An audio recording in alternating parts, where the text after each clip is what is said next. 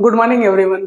मैं विनीत आप सभी का स्वागत करता हूं संदीप क्लासेस पर। जैसा कि आप सभी को पता है कि डेली बेस पे आपको इस चैनल से साइंस की क्लासेस डेली बेस पे चल रही है, जिसमें आपको अभी आज की जो क्लास है 32वें नंबर की क्लास है, रेगुलर क्लास हो रही है, जिसमें साइंस का फुल प्रीवियस ईयर कंटेंट आपको मिल रहा है।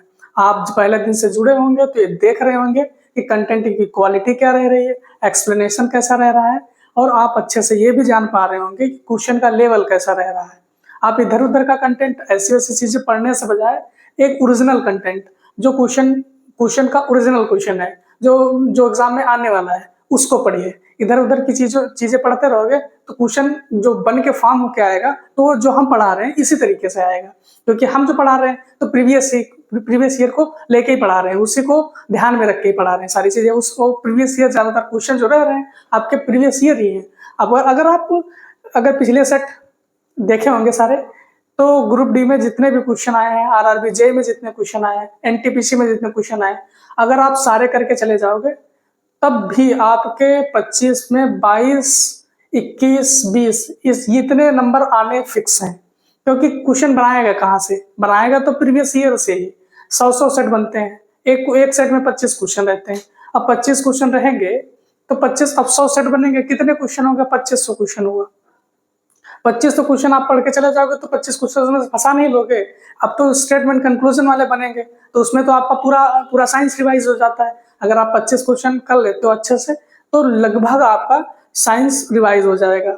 हम जो करवा रहे हैं उसमें एक्सप्लेनेशन तो करवाते हैं अच्छे से, और आप भी अगर सेट करें, टेस्ट मारें तो उसके पूरे ऑप्शन के साथ में फुल एक्सप्लेन करें। सारा जितना भी माइंड दौड़ पा रहा है ना, सब लगा दो उसमें, क्योंकि ये जो मौका मिला है इसके बाद पता नहीं भर्ती कब आए, हम लोग उसमें बैठ पाओ कि ना बैठ पाओ। तो इस वजह से टाइम ना खराब करो किसी चीज का, सिर्फ पढ़ाई पे फोकस करो। तो स्टार्ट करते हैं आज की क्लास को। आज की क्लास जो बहुत अच्छी रहने वाली है, और अपने दोस्तों में शेयर भी करिएगा और चैनल को सब्सक्राइब भी करके रखिएगा। देखते हैं पहला क्वेश्चन है निम्नलिखित में से, ये पहला क्वेश्चन है, निम्नलिखित में से द्विविस्थापन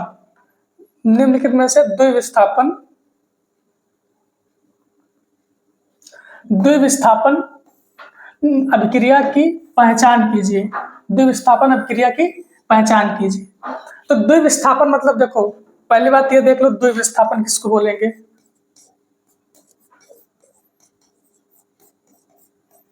द्विविस्थापन उसको बोलेंगे, जैसे मान लो ये ए, ये बी है, ये सी है और ये डी है।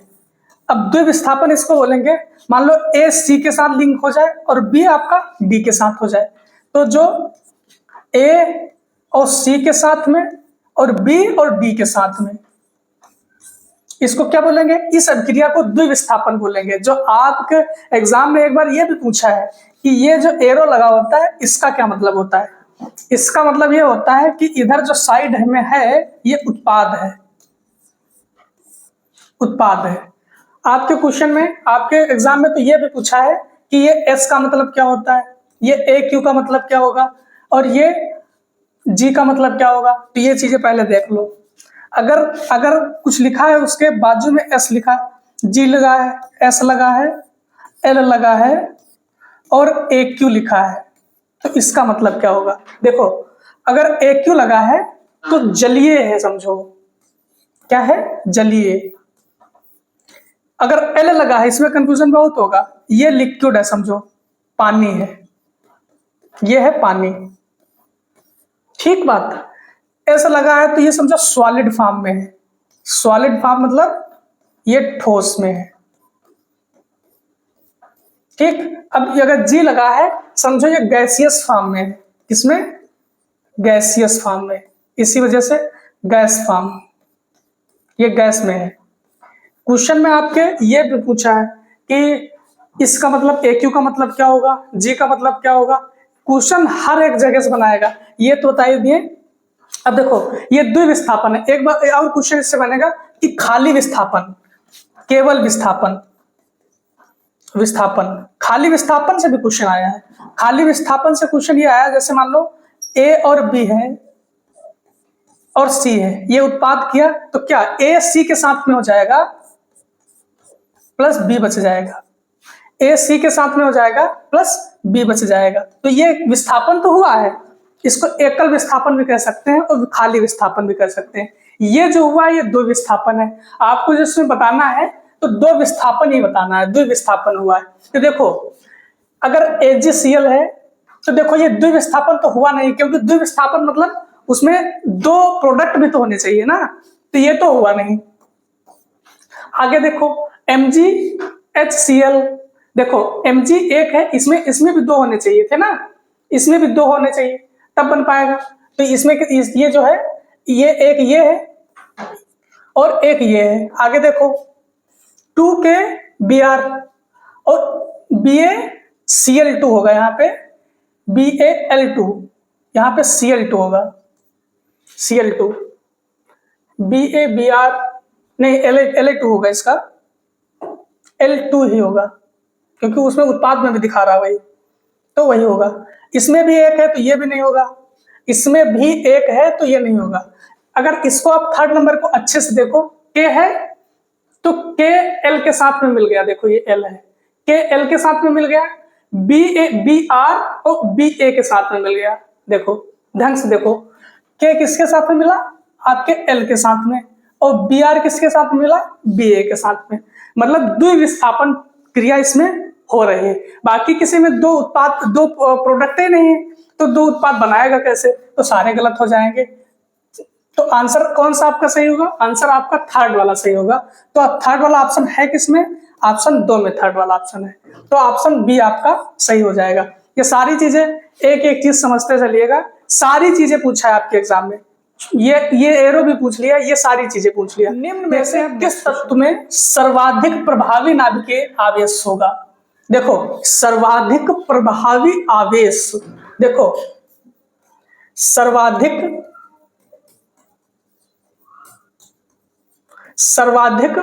प्रभावी नाभिकीय आवेश, नाभिकीय आवेश किसका होगा, ये फ्लोरीन का होगा, फ्लोरीन का होगा। तो कहां है फ्लोरीन, आपका ऑप्शन 2 में है फ्लोरीन का। कार्बन का नहीं होगा, लिथियम का भी नहीं और बेरियम का भी नहीं, तो आंसर आपका बी सही हो जाएगा, बी सही हो जाएगा फ्लोरीन। देखते हैं नेक्स्ट क्वेश्चन। नेक्स्ट क्वेश्चन जो है आपका, किसी वस्तु को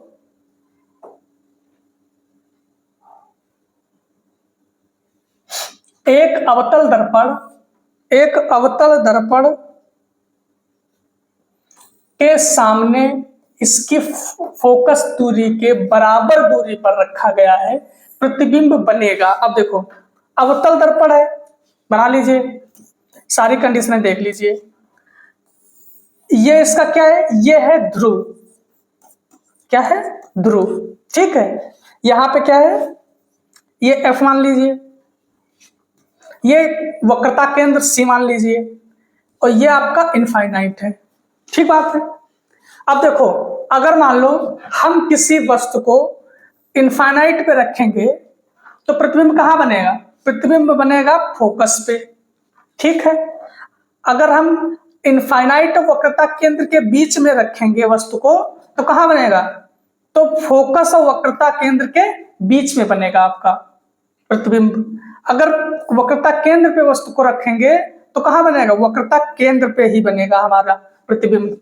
अगर हम वक्रता केंद्र और फोकस के बीच में रखेंगे तो प्रतिबिंब जो बनेगा आपका इनफाइनाइट और वक्रता केंद्र के बीच में बनेगा। अगर हम फोकस पे रखेंगे वस्तु को तो प्रतिबिंब कहां बनेगा, इनफाइनाइट पे, इनफाइनाइट पे प्रतिबिंब बनेगा।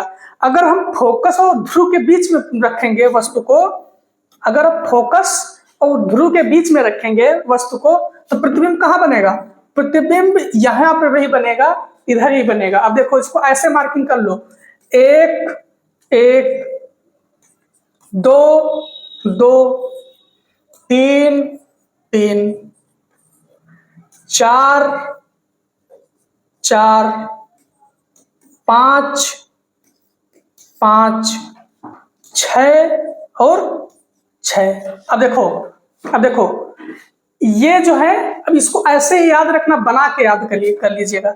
ये जो होगा ये छोटा बनेगा, ये बनेगा बराबर,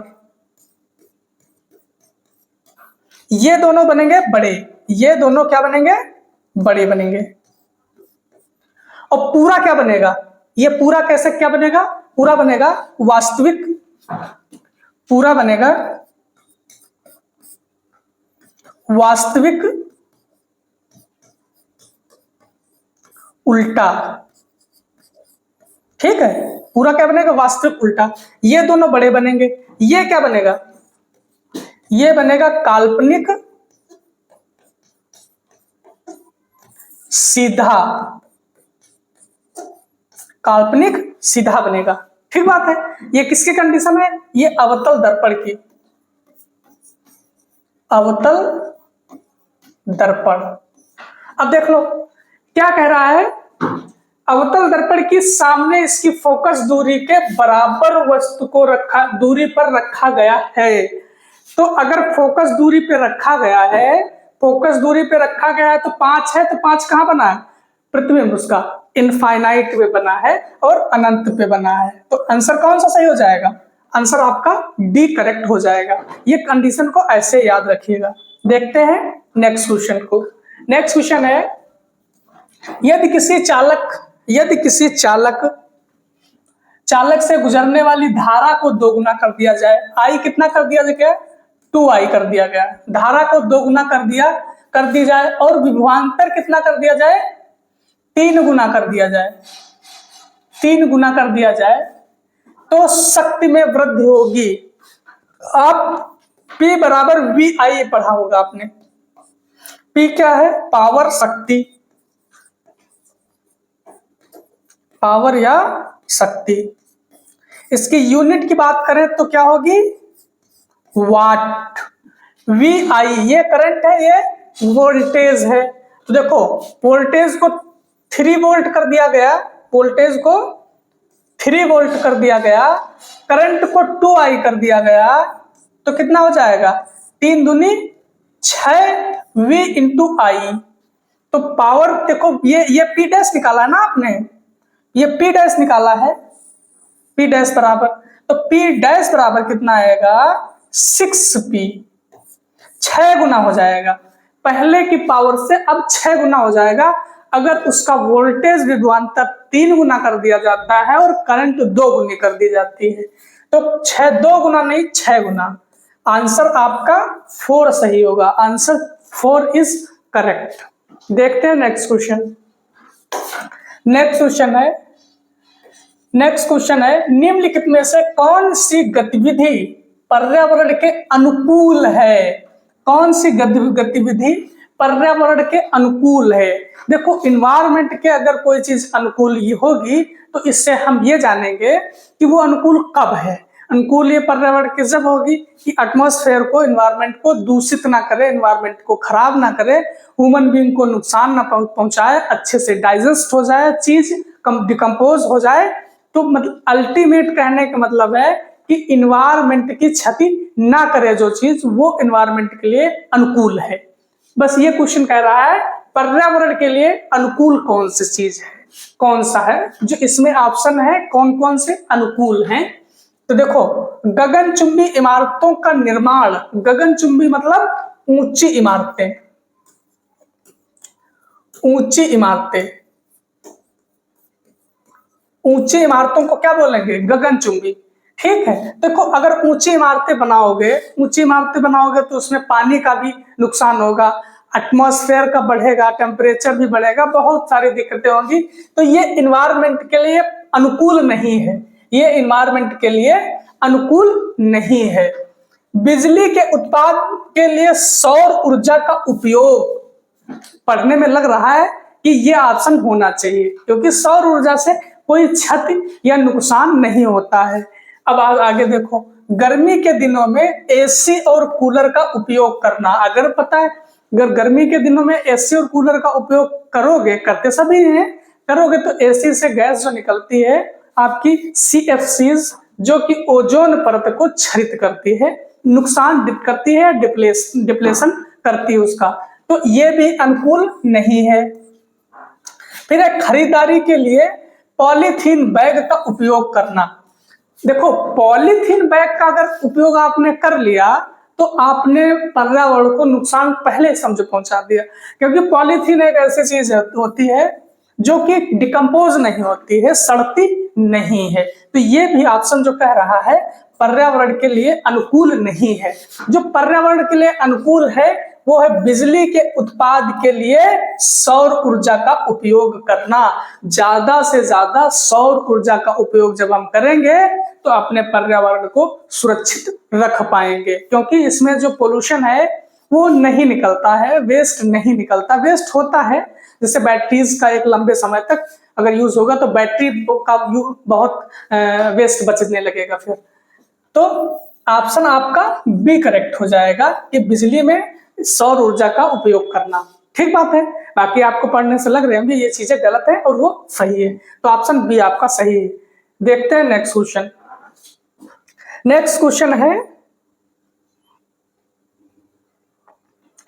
क्वेश्चन है, देखो, आहार नाल में भोजन की गति शरीर की चिकनी पेशियों द्वारा होती है। निम्नलिखित में से किस विकल्प में शामिल सभी अंगों में चिकनी पेशियां होती हैं? तो देखो, चिकनी पेशियां कहां कहां होंगी? चिकनी पेशियां कहां कहां होंगी? देखो, आपका जो आंसर है, तो आंसर तो आप ऐसे निकाल दोगे, आंसर तो ऐसे ही निकाल दोगे। देखो, अस्थियों में चिकनी पेशी नहीं होती है, ठीक, हमने बोल दिया अस्थियों में चिकनी पेशी नहीं होती है, तो जहां जहां अस्थि देख रहे हैं काट दो। इसमें देखो अस्थि भी दिख रहा है, काट दो, तो बच गया जो ऑप्शन, उसमें आपको चिकनी पेशियां मिलेंगी, चिकनी पेशियां मिलेंगी। तो देखो कहां कहां मिलेंगी? मूत्राशय में, गर्भाशय में, जो हम लोग सांस लेते हैं ट्रैकिया उसको बोलते हैं, तो श्वसन नलियों में, और आंख की कॉर्निया में, आंख की आइरिस में, आंख की आइरिस में क्या मिलेंगी? चिकनी पेशियां मिलेंगी, बाकी कहीं नहीं मिलेंगी। मूत्राशय, गर्भाशय, श्वास नलियों और आंख की आइरिस में। तो देखो, फेफड़े में, श्वास नलियों में हो गया, मूत्राशय में और आंख की आइरिस में। अगर गर्भाशय होता तब भी ठीक था। तो ऑप्शन आपका ए करेक्ट है, 1 करेक्ट है। देखते हैं नेक्स्ट क्वेश्चन। नेक्स्ट क्वेश्चन है, निम्न में से कौन सा गुणधर्म आवर्त सारणी में तत्वों की स्थिति के अधीन नहीं है? तत्वों के मतलब आवर्त सारणी में सेटिस्फाई नहीं करता है, अधीन नहीं है, मतलब आवर्त सारणी के तत्वों की स्थिति के अधीन नहीं है, उसके अधीन नहीं आता है। देखो, संयोजकता आपकी उस पर्यावरण के सारणी के अधीन आता है। संयोजकता देखते हो लास्ट ऑर्बिट में, परमाणु आकार भी देखते हो कि ऊपर से नीचे, जब आवर्त में ऊपर से नीचे आता है तो परमाणु त्रिज्या और परमाणु आकार बढ़ जाता है। 72 कक्षा में इलेक्ट्रॉनों का मौजूदगी देखते हो। देखो, तत्वों का रंग नहीं देखते हो आप, तत्वों का रंग नहीं देखा जाता है, तो ऑप्शन आपका 3 करेक्ट हो जाएगा, ऑप्शन 3 करेक्ट हो जाएगा। देखते हैं नेक्स्ट क्वेश्चन। नेक्स्ट क्वेश्चन है, ये दरअसल है क्वेश्चन 6 ओम, ये 9 ओम है और ये 6 ओम के प्रतिरोधक समांतर क्रम में संयोजित है तो परिणामी प्रतिरोध होगा। तो देखो, अगर समांतर क्रम में है तो देखो 1/R1 1/R2 प्लस 1/R3, देखो 3 प्रतिरोध है, सबका रख दो, ये क्या निकलेगा, कुल निकलेगा, ये कुल है टोटल। तो देखो 1/R, 1/6, 1/9, 1/6। तो देखो कैसे निकालोगे, एलसीएम कितना ले लोगे, 18, तो 6 3 18, 9 दूनी 18, 6 3 18, कितना आ जाएगा, 8 आ जाएगा ना, नीचे कितना 18। अगर टोटल आर देखो नीचे है तो पलट दोगे, आर की बात करोगे तो आर कितना आएगा, 18/8। अगर इसको डिवाइड करोगे तो कितना आएगा, 9/4। देखो 4 दूनी 8, 4 दूनी 8 एक बचा, फिर 4 दूनी 8, ठीक, 4 पंचे 20 ओम। तो R बराबर कितना आएगा, 2.25 ओम। देखो ऑप्शन में कौन सा है, 2.25 ओम। तो आंसर आपका 4th करेक्ट हो जाएगा। ये चीजें समझ में आई, ये पैरेलल जुड़ा था। अगर श्रेणी क्रम में जुड़ा रहता, देख लीजिए एक बार इधर भी, अगर श्रेणी क्रम में जुड़ा रहता तो R बराबर क्या रहता, R1, R2 और R3, बस डायरेक्ट सीधे जोड़ देते, ठीक बात है। देखते हैं नेक्स्ट क्वेश्चन। नेक्स्ट क्वेश्चन है, धारावाही चालक के चारों ओर चुंबकीय क्षेत्र। अब ऑप्शन पढ़िए, देखो चुंबकीय क्षेत्र अगर उसकी दूरी बढ़ाओगे तो चुंबकीयशीलता घटती चली जाएगी। तो ऑप्शन पढ़िए, दूरी में वृद्धि के साथ बढ़ती है, नहीं, दूरी में वृद्धि के साथ घटती है। और दूरी में बढ़ेगी का, दूरी के साथ क्या बढ़ेगा,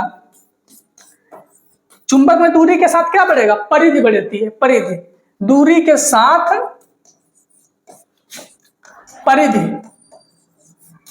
परिधि बढ़ेगी चुंबक में, ठीक है। तो दूरी के साथ बढ़ेगा, चुंबकीय क्षेत्र दूरी के साथ बढ़ेगा नहीं घटेगा, दूरी के साथ घटेगा। तो ऑप्शन आपका बी सही हो जाएगा। दूरी के साथ नहीं, ये नहीं होगा, वृद्धि के साथ स्थिर तो रहता नहीं है, दूरी के साथ घटता है। अगर दूरी के साथ बढ़ने की बात करेगा तो परिधि बढ़ेगी। ऐसे देख लो, मान लो ये चुंबक है, ठीक, अब इतनी पास था, अब देखो दूर दूर करोगे, ये देखो दूरी यहां से यहां तक दूरी हुई, क्या बढ़ गया, इसकी परिधि बढ़ गई, परिधि बढ़ गई कि नहीं। तो इसका आंसर क्या हो गया, आंसर दूरी के साथ क्या होगी, कम होगी, दूरी में वृद्धि के साथ घट जाएगी चुंबकशीलता। देखते हैं नेक्स्ट क्वेश्चन। कोई प्रकाश किरण वायु में रखे कांच के प्रिज्म के एक अपवर्तनांक पृष्ठ AB पर आपतित होती है और अन्य अपवर्तनांक, देखो किससे, वायु में रखी किरण, वायु में रखे कांच के प्रिज्म के एक अपवर्तनांक पृष्ठ AB, वायु में कांच के, वायु है पहले फिर कांच है। तो देखो वायु क्या है, ये विरल है, कांच क्या है, ये संघन है, ठीक है। अगर देखो विरल से संघन में जाओगे तो क्या होगा, देखो विरल से अगर संघन में जाओगे तो जो आपका अभिलंब की ओर झुक जाओगे। अगर विरल से संघन की तरफ, जैसे मान लो ऐसे आ रहे थे, अब ऐसे आओगे, ऐसे, क्योंकि हम क्या करेंगे, झुक जाएंगे अभिलंब की ओर झुक जाएंगे, ठीक बात है। तो देखो क्या कह रहा है, पृष्ठ AB पर अपवर्तनांक कोण आपतित कोण से कम होगा, बिल्कुल सही बात है, कम होगा। पृष्ठ AC पर अपवर्तन कोण आपतित कोण से अधिक होगा, यह बात सही नहीं लग रही है, तो ऑप्शन आपका A सही होगा, ऑप्शन A करेक्ट हो जाएगा। देखते हैं नेक्स्ट क्वेश्चन है, निम्नलिखित कथनों में कौन सा सही है। तो देखो, अजैव निम्नीकरण पदार्थ पारिस्थितिकी तंत्र के विभिन्न घटकों को की सहायता करते हैं। देखो अजैव निम्नीकरण है, जैव निम्नीकरण नहीं, अजैव निम्नीकरण। अजैव निम्नीकरण मतलब नॉन बायोडिग्रेडेबल, नॉन बायोडिग्रेडेबल, या फिर अजैव है जिनमें जान ना हो, ऐसे भी याद रख सकते हो, जिनमें जान ना हो। अजैव निम्नीकरण पदार्थ पारिस्थितिकी तंत्र के विभिन्न घटकों की सहायता करते हैं, इसको ऐसे होल्ड रखते हैं। जैव निम्नीकरण पदार्थ पर्यावरण में लंबे समय तक बने रहते हैं। जैव निम्नीकरण पदार्थ, जैव निम्नीकरण नहीं, जैव निम्नीकरण होंगे तो सड़ जाएंगे, ज्यादा लंबे समय तक बने नहीं रहेंगे, तो ये भी गलत है। एंजाइम, जीवाणु, अन्य मृत जीवी जैव निम्नीकरण पदार्थों पर क्रिया करते हैं और उन्हें अपघटित करते हैं, बिल्कुल सही बात है। जो अपघटित करने का काम है तो जैव या फिर जीवाणु, एंजाइम, मृत जीवी जैव निम्नीकरण पदार्थों की क्रिया को अपघटित करते हैं। ऑप्शन आपका 3 सही होगा, क्योंकि भाई आप ऐसे रख लो, पका हुआ खाना अगर 2 दिन के लिए छोड़ देते हो तो बैक्टीरियाज उसको खाना स्टार्ट कर देती हैं और उसको डाइजेस्ट करना, डिकम्पोज करना स्टार्ट करती हैं। तो ऑप्शन आपका 3 सही हो जाएगा, हमको सही बताना है। अजैव निम्नीकरण पदार्थ उष्मा और दाब जैसी भौतिक प्रक्रियाओं द्वारा अपघटित नहीं होता, ये गलत है, उष्मा पे डिपेंड करता है। सारी चीजें उष्मा पे तो डिपेंड ही करेंगी, उष्मा दाब भौतिक प्रक्रियाओं पे, तो ये भी गलत है। ऑप्शन आपका कौन सही होगा? 3 सही होगा। देखते हैं नेक्स्ट क्वेश्चन। नेक्स्ट क्वेश्चन है, निम्नलिखित में से कौन से प्लास्टर ऑफ पेरिस का उपयोग नहीं होता? कौन नहीं है? नहीं है, नहीं बताना है कौन सा उपयोग नहीं है। तो देखो, वायुरोधन व्यवस्था की आवश्यकता वाली रसायन विज्ञान प्रयोगशालाओं में वायु के अंतरालों को सील करने के लिए हम प्लास्टर ऑफ पेरिस, देखो प्लास्टर ऑफ पेरिस जहां पे हम बिल्कुल फिक्स करते हैं ना कि यहां से कोई सीपेज ना आए, तो वहां पे लगा देंगे, सही बात है। खिलौने और सजावटी सामान बनाने में तथा सतहों को चिकना करने में भी यूज करते हैं हम, ठीक बात है। पुट्टी लगवाते हो, पीओपी लगवाते हो तो उसको चिकना करता हो, जैसे घर पे आप लगवाते हो ना तो चिकना करते हो। फिर क्या है, टूटी हुई हड्डियों को सहारा देने के लिए ये लगाया जाने वाला प्लास्टर भी पीओपी का ही लगाया जाता है। जैसे किसी की हड्डी टूट जाती है तो उसको एक जगह स्थिर रखने के लिए जो डॉक्टर प्लास्टर करता है वो भी पीओपी ही होती है। कांच, साबुन और कागज के विनिर्माण में, कांच कहां से निर्माण कर दोगे, साबुन कहां से निर्माण कर दोगे? कागज का तो एक बार सोच सकते हो, बट कांच साबुन निर्माण नहीं कर सकते। तो एक कौन सा आंसर नहीं है, उपयोग में नहीं लिया जाता, तो आंसर आपका ए सही हो जाएगा, क्योंकि ए उपयोग में नहीं लिया जाता है। आंसर ए करेक्ट हो जाएगा। नेक्स्ट क्वेश्चन देखते हैं।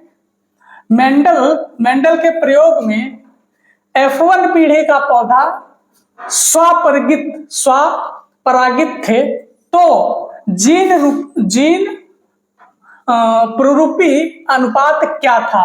देखो F1 पीढ़ी है ना, F1 पीढ़ी है, तो F1 में देखो क्या लगाएंगे, 2:4:2 इस रेशियो में होगा, या फिर 1:1 के रेशियो में चीजें रखी गई थी, 1:1 के रेशियो में।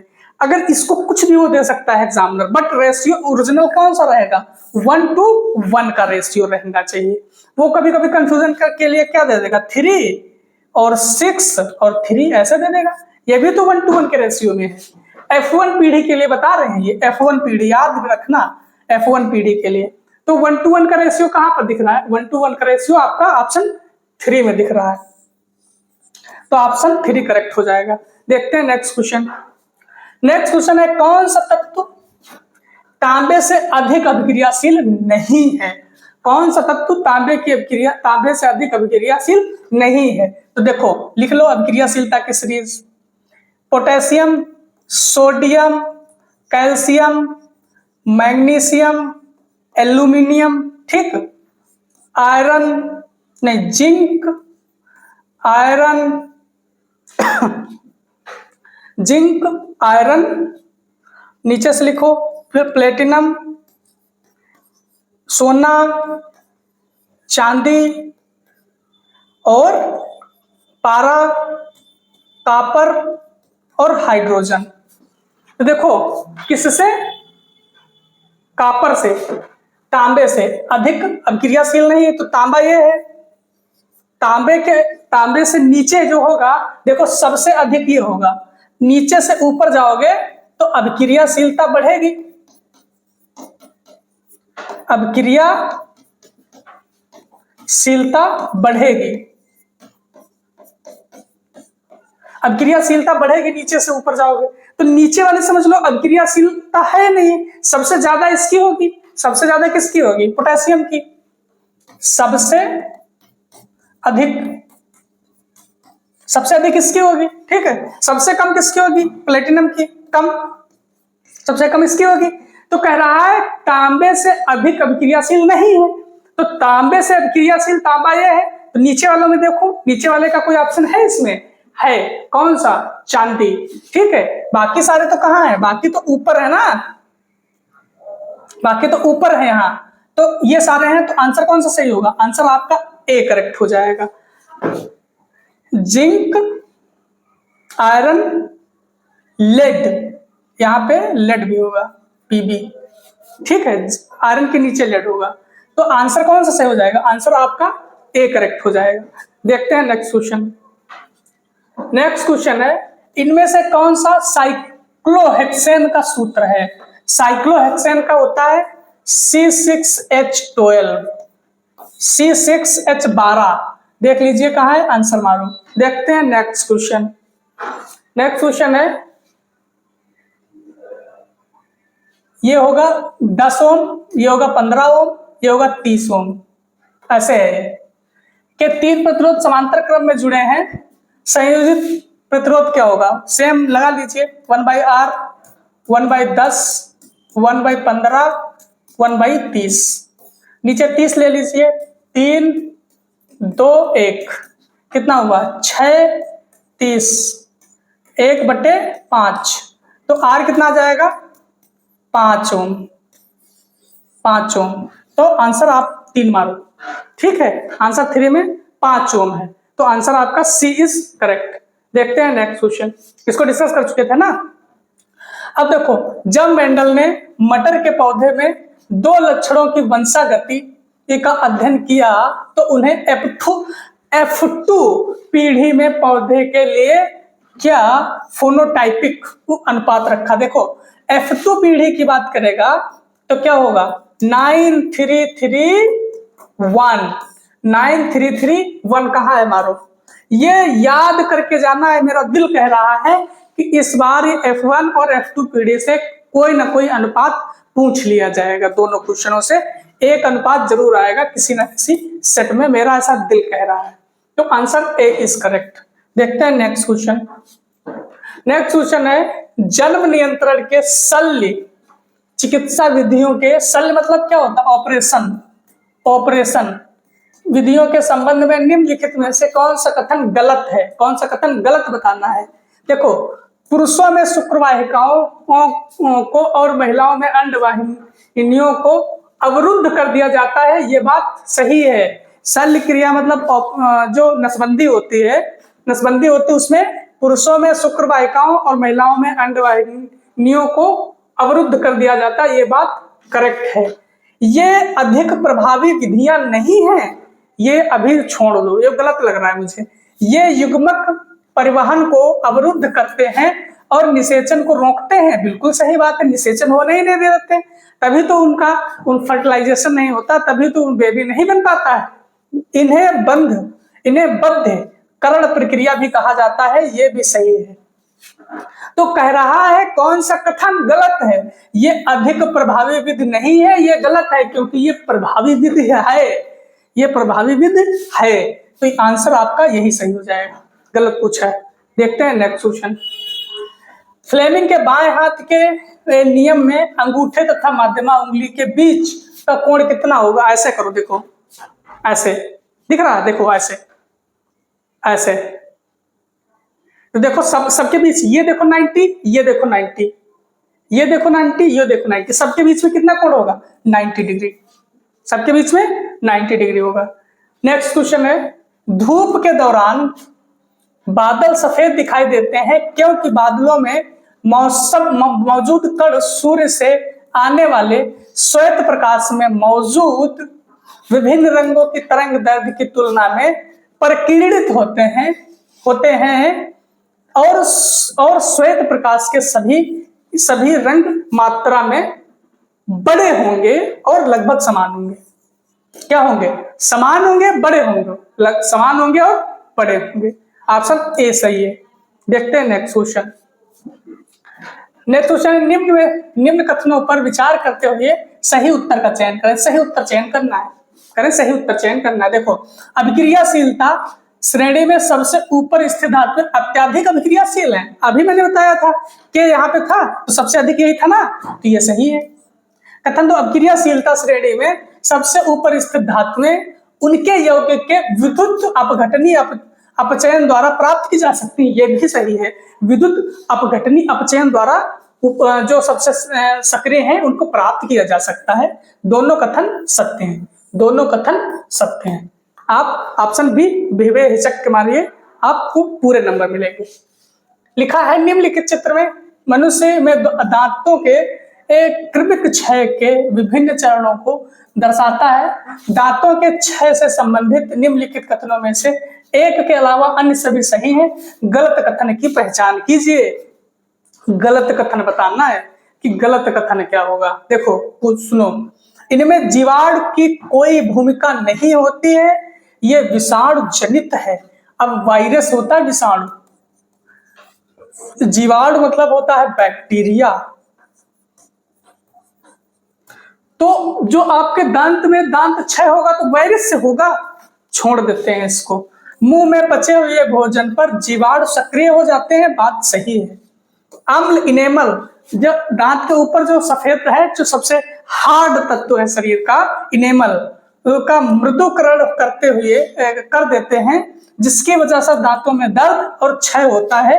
ये भी बात सही है। जीवाणु शर्कराओं में विघटन करके अम्ल उत्पन्न होता है, ये भी सही है। जीवाणु शर्कराओं का विघटन करके विभिन्न प्रकार के अम्ल, लैक्टिक एसिड और तरह तरह के अम्ल बना देता है, तो ये भी बात सही है। जो सही नहीं है वो इसमें जीवाणु का कोई भूमिका नहीं होती, इसमें जीवाणु की ही भूमिका होती है, विषाणु की भूमिका नहीं होती है। तो आंसर आपका ए सही हो जाएगा, आंसर पहला सही हो जाएगा। देखते हैं। हाँ, तो आज के लिए इतना ही रखते हैं। आज का सेट इतने क्वेश्चन थे।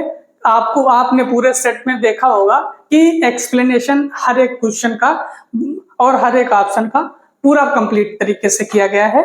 आपको अगर हमारा सेशन अच्छा लग रहा है तो लाइक जरूर करिए, कमेंट करिए, दोस्तों में शेयर भी करिएगा और चैनल को जरूर सब्सक्राइब करके रख लीजिए। Thank you.